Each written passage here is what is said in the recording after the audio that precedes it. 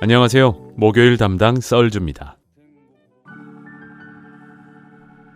네, 오늘은 지난 시간 베어브릭에 이어서 스웨덴의 가구 브랜드 이케아에 대해서 한번 얘기해 보겠습니다.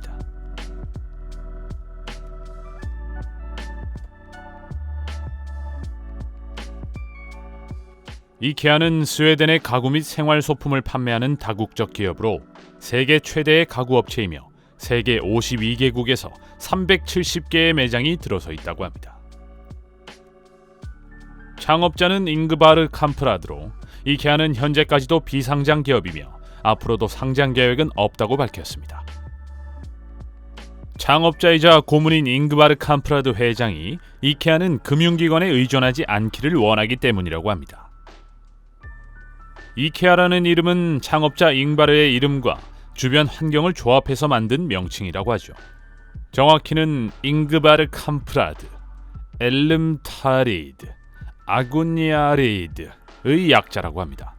이케아의 IK는 잉그바르 캄프라드의 I와 K, E는 엘림타리드는 그가 자란 농장의 명칭이라고 하죠. 이케아의 마지막 글자인 A는 아구니아리드로 그가 태어난 도시의 이름이라고 하죠. 한국에서는 보통 이케아로 읽으며 스웨덴에서도 이와 비슷한 발음으로 부른다고 합니다. 영어권을 제외한다면 덴마크, 노르웨이, 네덜란드, 독일식 발음으로도 대개 이케아라고도 하고 일본도 이케아라고 합니다. 중국 역시 I보다는 E에 가깝게 이케아라고 한다고 합니다. 유독 영어권에서는 아이케아라고 읽는 경우가 대다수인데 이는 이케아가 아이디어에서 따온 사명이라고 알려져 있었기 때문인 것으로 보입니다. 사실 북미권 이케아에서도 사내 공식 발음법은 이케아라고 읽는 것이라고 꾸준히 홍보하고 있지만 말이죠. 하지만 워낙 아이케아라는 발음이 널리 퍼지다 보니 미국과 캐나다 쪽에서는 여전히 아이케아로 발음하고 있으며 정작 이케아라고 하면 아무도 못 알아듣는다고 하죠. 영어권이라도 영국 같은 경우 매장에서 꾸준히 이케아로 방송하는 등 본래 발음으로 유도하는 모습이 보인다고 합니다. 이케아는 규모가 큰 만큼 목재 소비량도 엄청납니다. 매년 세계에서 생산되는 목재 중 1%가 이케아 가구에만 쓰인다고 하죠. 작아 보이지만 한 기업이 세계의 1%라는 엄청난 물량을 사용하고 있다는 것입니다. 최근에는 원목 표면의 파티클 보드를 이용해서 목재 소비량을 줄여나가고 있다고 합니다.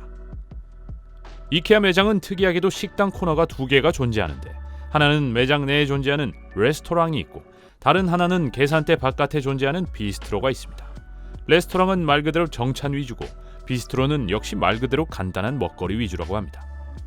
한국의 이케아 광명점이 59,000제곱미터로 세계 최대의 이케아 매장이라고 합니다. 이케아의 아시아 진출이 계속되면서 상위 5개 매장 중 4개가 한국과 중국에 위치해 있는 상태라고 하죠.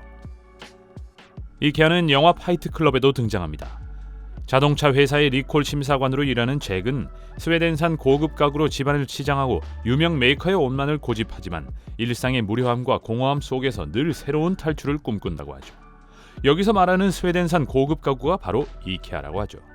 온 집안이 이케아로 도배되어 있다고 합니다. 자막으로 가격이 표시되는 등 마치 이케아 카탈로그를 보는 듯한 감각적인 편집이 일품이라고 하죠. 갑자기 파이트 클럽 얘기를 많이 했네요.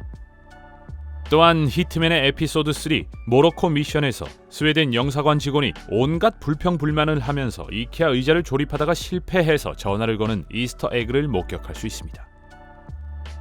유로트럭 시뮬레이터 2에서 등장하는 회사로 이카보하그라는 이름으로 패러디되어 나온다고 합니다. 반대로 프로모즈나 실존 회사 등을 설치하면 이케아 회사 이름이 그대로 나온다고 하죠. 이케아는 심즈2에서 아이템팩으로 등장한다고 합니다. 2008년 이케아와의 콜라보레이션으로 이케아 홈 데코라는 확장팩을 발매하여 이케아의 가구나 인테리어 소품 등을 그대로 게임 안에 집어넣었다고 합니다. 가구의 재현 정도가 뛰어난 편이라서 인테리어 할 때 좋은 팩이라고 하죠. 네, 오늘 이케아에 관한 이야기는 짧게 여기까지고요. 다음 시간에는 미국의 스포츠용품 브랜드죠.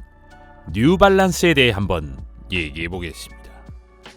구독과 좋아요는 저희 주호일에게 아주 큰 힘이 됩니다. 감사합니다.